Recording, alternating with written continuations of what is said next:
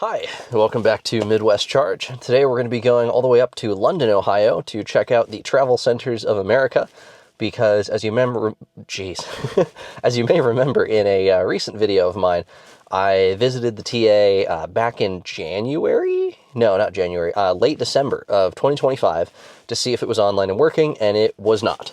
But good news. As of late March, beginning of April 2026, which is, of course, around the time this will be going out, BP Pulse has added a note to PlugShare telling drivers that it's back online and they're running a promotional rate, I guess, to kind of celebrate that it's back online.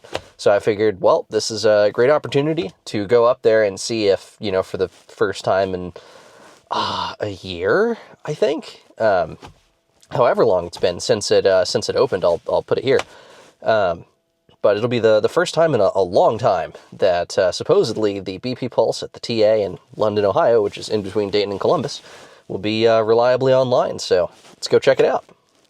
All right, I was just punching it into the route planner here, and unfortunately the BP Pulse site doesn't show up, but the TA Travel Center does. So we're just going to navigate to the travel center, and then I'll make a video on this later, but I got the Sexy Dash from Enhance Auto, along with the OBD2 Commander that hides over in that section of the car. And one of the best features about this thing is this right here. I now have manual battery preconditioning, which is awesome. So Tesla has its own preconditioning logic and stuff built into the navigation. So if you navigate to a supercharger, then it should automatically warm up the battery, and you shouldn't need to do anything. Same thing for most third-party chargers is what Tesla calls them. But for most any CCS, NACS, whatever, any other vendor, it should work. But on the rare occasion that it's not in the navigation, like this BP Pulse site, this will allow us to not show up with a completely cold battery. So. We are 1 hour away from the TA Travel Center, and we've got 61% right now, and it's estimating that we'll get there with 42%, so just let me show that. There we go. But yeah, so we'll be getting there with about 42% is what it's guessing now, but we're going to manually precondition, which will be super cool. So yeah, I'm excited to try that. I actually haven't tried it at all. Not even like one time since I picked up the kit and installed it. So, well, mostly installed it. So yeah, I'm looking forward to that, to seeing how the car behaves, being able to track the temperatures, all those cool things. But yeah, see you in about an hour.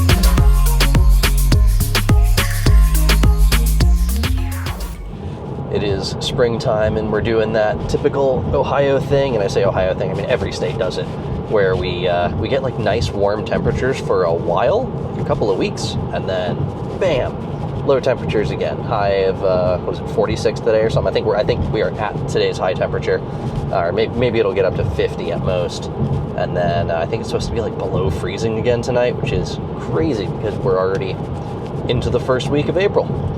But what can you do? If I can remember, we're going to be coming up on the exit where they're building a Buc-ee's with a new supercharger and huge gas station, convenience store, all that, in a few miles just off of Interstate 70, I think. So if I remember, I will try to pull in and get a video of a little bit of the Buc-ee's progress. So hopefully it's closing in on done. They've started construction on this site years ago. I mean, like 3 or 4 years ago at this point. It's been a while. So yeah, maybe they're almost done. Who knows? All right, let's see if I got off the right exit. I'm just going off memory here, so I could be slightly off, but I'm relatively certain this is the right direction. But I also don't remember not being able to see the highway from the location, so maybe I took the wrong exit. Yeah, I think I took the wrong exit. Let me try to find it here in navigation real quick. All right, it must be doing something because we can see it's showing an 18.5 C battery temperature and the rear motor is all the way up to 64 degrees Celsius. So, in the meantime, let's just take a quick look around. And, darn, okay. Yeah, it looks like I actually missed it. I missed it by one exit. So the Buc-ee's is over here, and I got off here. So maybe I'll take the little extra drive time and go and exit up on our way back. On the road again, but we're gonna take some back roads this time. It looks like time is about the same, so that's exciting.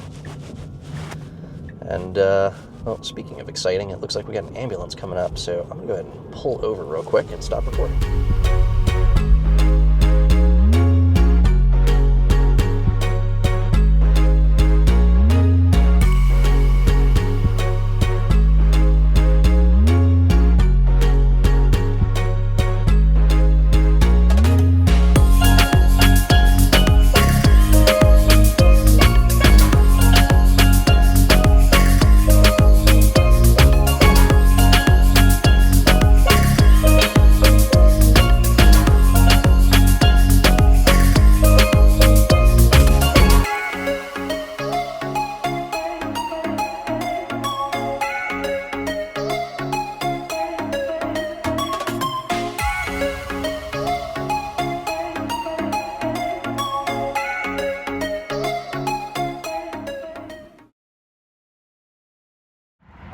Back to the car.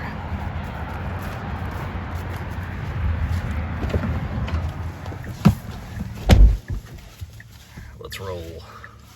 We are back on the road. Looks like the battery heating shut off since we got out of the car, so we'll just hit battery preheat again. It has turned red. The battery's up to 35.5 degrees so far, and we are 27 minutes away. We are about 18 minutes away from the TA Travel Center and BP Pulse Charger. And it looks like my guess about it being a 40C set point was not correct. It's gone up to 42, and looks like it's still continuing to heat the battery.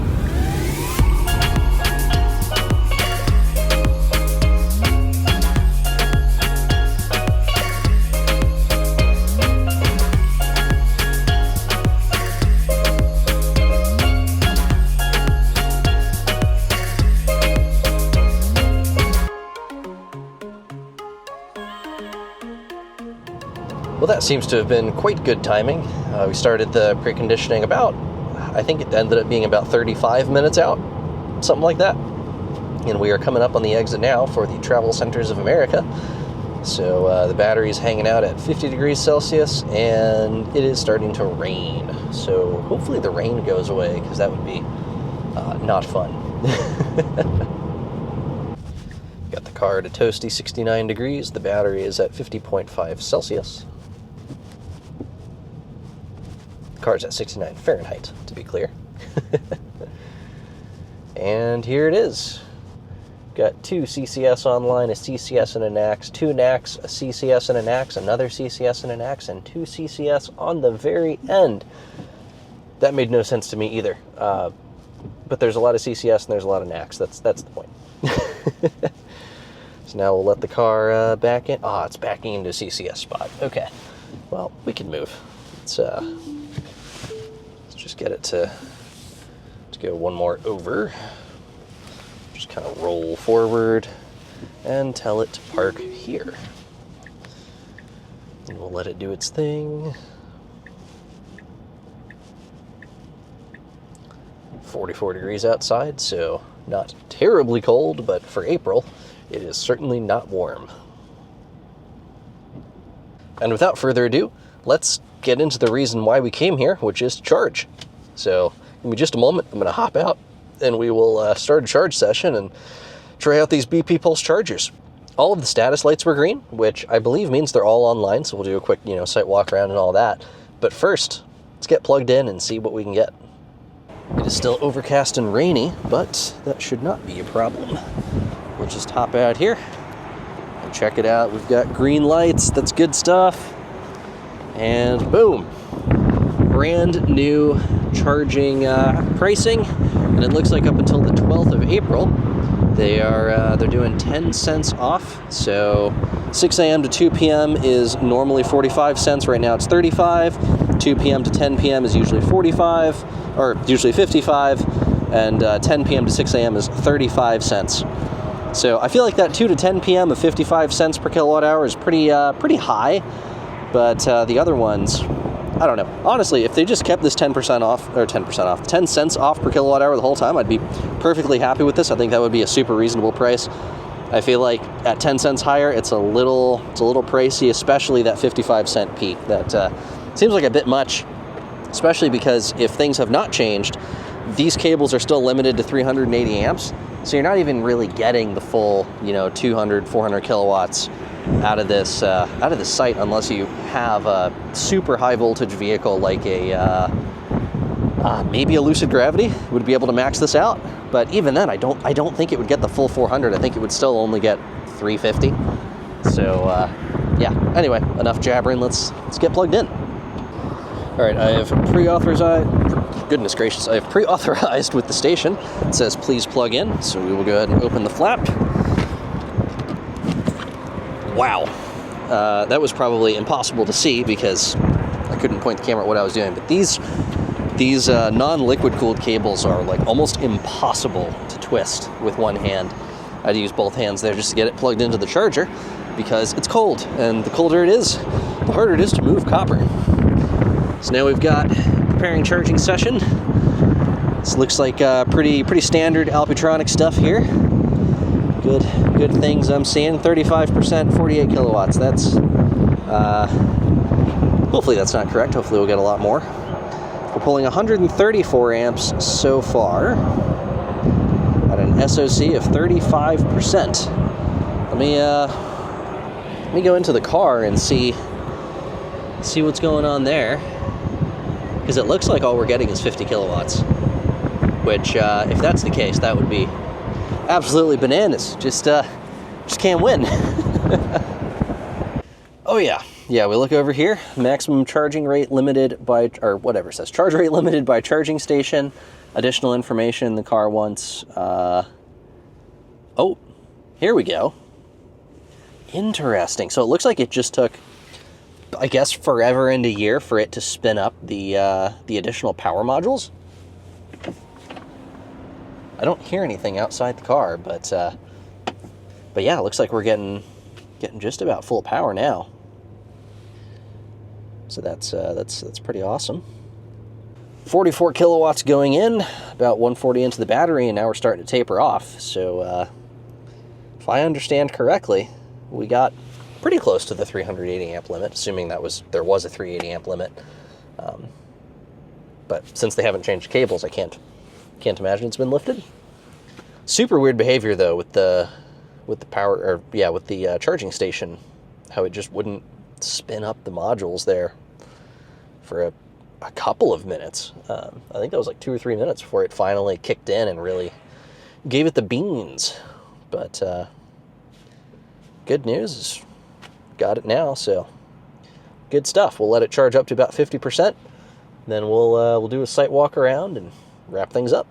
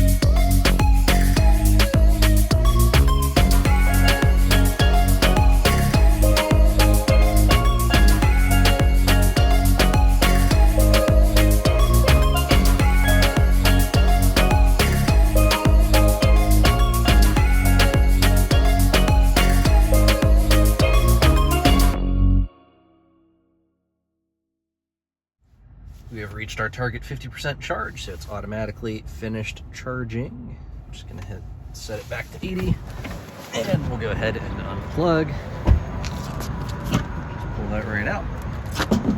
Put it, kind of put it back. Goodness, okay. Yeah, these cables are really annoying to handle in the cold. Let's see, we finished here. It says 49, but the car showed 50. 11 kilowatt hours, well, 11.7 delivered, average 103 kilowatts. That is not on the station, that is on my car. My car just has a kind of rough charging curve above 20%.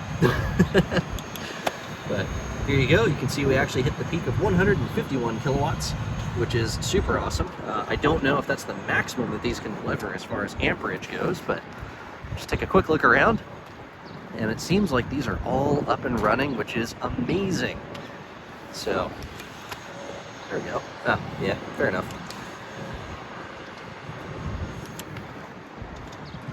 2 CCS there, 1 CCS and 1 NACS there, 2 NACS here. Oh, I think they redid the layout, which is nice. So there are now 1, 2, 3, 4, 5, 6, 7 CCS handles, and 1, 2, 3, 4, 5 NACS handles, which I think is a much better split. So just over half of these have the CCS standard, which most vehicles showing up to this site are going to use. They have a nice handicap accessible one here, pulled out into the parking lot, some bollards moved around and whatnot. And yeah, everything appears to be online, and yeah, everything's online and working. The touchscreen card readers work, which is great. So this is good stuff. I am so excited to see that VP Pulse has finally gotten their stuff together, and we have a good 12 stall charging site here. Like I said, this whole time, it remains to be seen if you know, if they keep the 380 amp charging limit, but yeah, at least at the very least, the site is online, it's operational, it's not outrageously priced, and works great. Alphatronic HYC 400s for the win. Here it is, the new Buc-ee's. Looks like they've made significant progress on it.